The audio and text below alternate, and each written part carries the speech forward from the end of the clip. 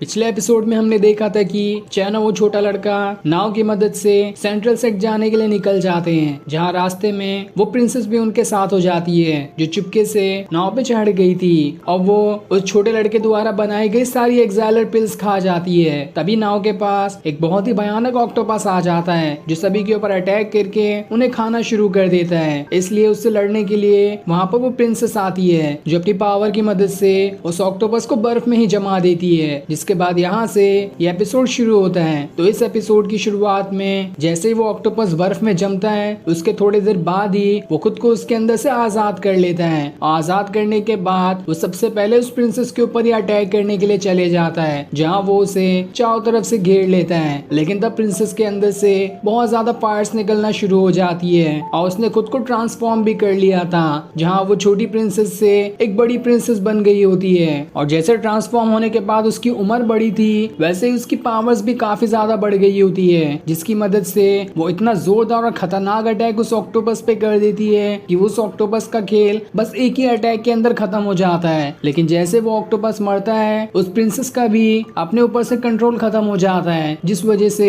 वहाँ से नीचे गिरने वाली होती है। पर सही टाइम पर वहाँ पर चैन आकर उसे संभाल लेता है, लेकिन अगले ही पल वो प्रिंसेस दोबारा से छोटी प्रिंसेस में बदल जाती है। ये देखकर चैन हैरान था कि आखिर इसने खुद को ट्रांसफॉर्म कैसे कर लिया, इसके पास कितनी ज्यादा पावर्स है। वो उससे इसके बारे में पूछता भी है, लेकिन छोटी प्रिंसेस कहती है तुम क्या कह रहे हो, मुझे तो कुछ समझ ही नहीं आ रहा। तब ये सुनकर चैन को समझ आता है कि हो ना हो इस प्रिंसेस के पास जो खुद को ट्रांसफॉर्म करने की पावर्स है इसके बारे में वो खुद भी नहीं जानती है। तभी इसे नहीं मालूम कि अभी इसने खुद को ट्रांसफॉर्म करके काफी बड़ा बना लिया था और इसने ही उस मॉन्स्टर को खत्म भी किया है, जिस बात से तो चैन और ज्यादा हैरान रह जाता है। अब चैन अकेले में इसी बात को सोच रहा होता है कि ये वर्ल्ड तो कितना खतरनाक है, यहाँ पे हर एक इंसान के पास अलग अलग पावर्स हैं, न जाने कब मेरे 100 टास्क पूरे होंगे और मैं इस वर्ल्ड को छोड़कर यहाँ से अपने वर्ल्ड के अंदर चले जाऊंगा। तभी वहाँ पर वो गॉड भी आ जाती है जो उसे उसका टास्क समझाते हुए कहती है तुम्हारा टास्क पूरा होने का टाइम खत्म होते जा रहा है, इसलिए तुम्हें जल्दी करनी होगी ताकि तुम अपना टास्क जल्दी पूरा कर सको।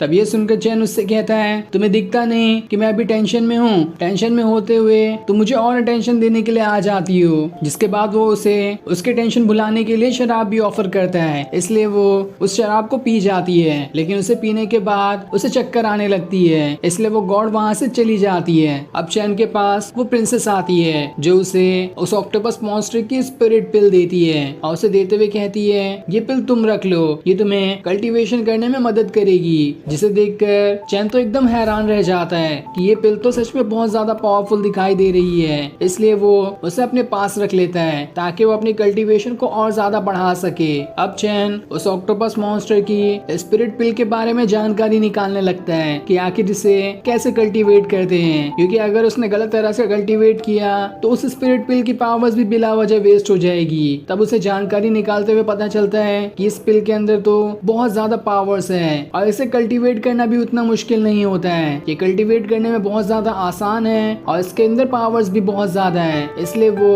उस पिल को कल्टीवेट करना शुरू कर देता है। जहाँ उसके अंदर से इतना ज्यादा ऑरा बाहर निकल रहा था कि अब जैसे ही वो ऑरा उस छोटे लड़के से टकराता है उसकी स्पिरिचुअल पावर्स भी एक्टिवेट हो जाती है, इसलिए वो भी वहाँ पर बैठकर अपना कल्टीवेशन करना शुरू कर देता है। जहाँ वो एक ही स्पिरिट पिल उन दोनों को अपना ब्रेक थ्रू करने में मदद कर रही होती है। और अब थोड़ी देर कल्टीवेशन करने के बाद वो छोटा लड़का अपना ब्रेक थ्रू कर जाता है, लेकिन अब भी वो नहीं रुकता और अपनी कल्टीवेशन वहाँ पर वो जारी रखता है। और फिर थोड़ी देर कल्टीवेशन करने के बाद आखिरकार चैन भी अपना ब्रेक थ्रू कर जाता है। तब वहाँ पर उसकी गॉड आती है जो उससे कॉन्ग्रेचुलेशन करते हुए कहती है तुम्हारी पावर्स अब बहुत ज्यादा बढ़ चुकी है और इस पावर्स को बढ़ाने के लिए तुम्हें 400 पॉइंट दिए जाते हैं, जिसके बदले तुम कोई भी 2 टेक्निक का इस्तेमाल कर सकते हो। इसलिए वो उसे कई सारे टेक्निक वाला स्क्रॉल दिखाती है जिसमें से उसे 2 टेक्निक को चुनना होगा। इसलिए चैन 2 टेक्निक को चुन लेता है, जिसमें से पहली अटैकिंग टेक्निक होती है तो दूसरी डिफेंस करने वाली।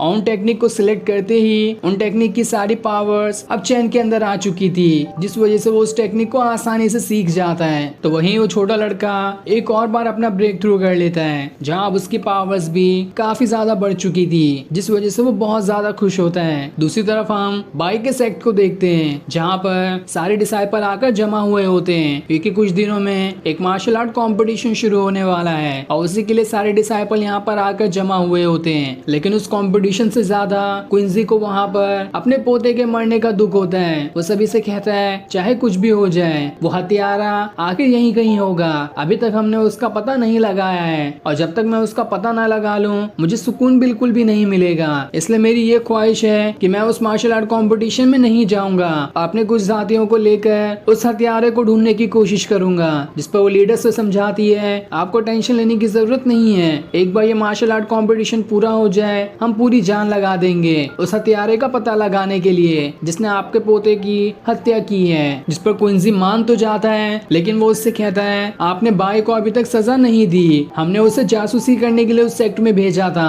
लेकिन उसने तो मेरे पोते को बचाया तक नहीं, और बचाने की भी बात दूर है उसे तो ये तक नहीं पता कि सारे लोग वहाँ से कहाँ भाग कर चले गए। आखिर इतना बेवकूफ कौन हो सकता है, मुझे तो इस भाई के ऊपर ही शक लग रहा है, इसलिए आपको इसे सजा देनी चाहिए ताकि आगे से ये ऐसी कोई गलती करने की कोशिश ना करे, और अगर इसने सच में कुछ गड़बड़ी भी की होगी तो भी ये इसके मुंह से बाहर निकल कर आ जाएगा। जिस पर वो लीडर उसे समझाने की कोशिश कर रही होती है लेकिन क्विंसी तो मानने को तैयार ही नहीं था, उसे बस भाई को सजा दिलानी थी ताकि कैसे भी करके वो उसे सजा दिला सके, और जब ज्यादा सजा मिलेगी तो वो खुद ब खुद कह देगी कि आखिर उस सेक्ट के सारे लोग कहाँ पर चले गए हैं। तब बात बिगड़ते हुए देखकर भाई सबके सामने आती है और क्विंसी से कहती है कुछ दिनों में हमारा मार्शल आर्ट कंपटीशन शुरू होने वाला है, इसलिए मुझे उसमें हिस्सा लेने दो ताकि मैं उसे जीत कर हमारे सेट का नाम रोशन कर सकूं, और अगर मैं वहां पर नहीं जीत पाई तो मैं बिल्कुल शौक से 2 बार सजा लेने के लिए तैयार हूं। एक बार आप मुझे उस मार्शल आर्ट कंपटीशन में हारने की सजा दे देना और दूसरी सजा उस डिसाइपल को ना बचाने की। जो फैसला आपका होगा मैं वो करने के लिए तैयार हूँ, लेकिन अभी मुझे उस मार्शल आर्ट कंपटीशन में जाने दिया जाए क्योंकि काफी टाइम से कल्टीवेशन करके मैंने अपना ब्रेक थ्रू किया है और ये ब्रेक थ्रू मुझे उस मार्शल आर्ट कंपटीशन में लड़ने में मदद करेगा। अगर इस बार हम मार्शल आर्ट कंपटीशन हार जाते हैं तो हमारे सेट की काफी ज्यादा बदनामी हो सकती है, इसलिए अब आगे आपको जो करना है वो फैसला मुझे मंजूर होगा। तब ये सुनकर क्विंसी कहता है अगर ऐसी बात है तो ठीक है, तुम उस मार्शल आर्ट कंपटीशन में जा सकती हो, लेकिन अगर तुम वहां पर हारी तो 2 बार पनिशमेंट लेने के लिए तैयार रहना। जिस पर बाई मान जाती है और फिर वो सारे के सारे डिसाइपल वहां से चले जाते हैं। दूसरी तरफ वो प्रिंसेस चैनो उस छोटे लड़के के पास आती है और उनसे कहती है कल रात से आप लोग कल्टीवेशन कर रहे हैं और अभी तक आपका कल्टीवेशन पूरा नहीं हुआ क्या? आखिर इतना स्लो कल्टीवेशन भला कौन करता है? जिसके बाद वो वहां पर एक एक्साइलर बना देती है और उसे सीधा उस छोटे लड़के के मुंह के अंदर ही घुसा देती है, इस चीज के लिए कि उसने उसका सारा पिल खा लिया था और उसके ही बदले वो उस छोटे लड़के को एक पिल दे रही है जो उसकी कल्टीवेशन करने में मदद करेगा। तब उस पिल को खाते ही वो लड़का एक बार और फिर से अपना ब्रेक थ्रू कर जाता है, जिस वजह से वो काफी ज्यादा खुश था। और अब वो सारे लोग वहाँ से सेंट्रल सेट में पहुंच गए होते हैं, जो सीन दिखाते ही ये एपिसोड यहीं पर एंड हो जाता है। Thanks for watching.